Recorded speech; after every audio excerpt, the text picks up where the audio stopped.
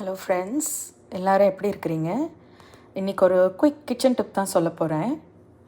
உங்கள் வீட்டில் பட்டர் இருந்துச்சுன்னா அது ரொம்ப நாளைக்கு வரா மாதிரி எப்படி ஸ்டோர் பண்ணுறதுன்னு இப்போ சொல்கிறேன், கேட்டுக்கோங்க.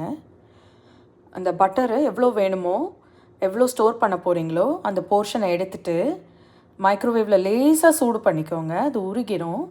அது ரூம் டெம்பரேச்சருக்கும் கொஞ்சம் ஜாஸ்தி சூடு இருக்கும்போது இந்த மாதிரி ஒரு ஐஸ் ட்ரேயில் கொஞ்சம் கொஞ்சமாக ஊற்றி வச்சுட்டு ஃப்ரீஸ் பண்ணிடலாம்.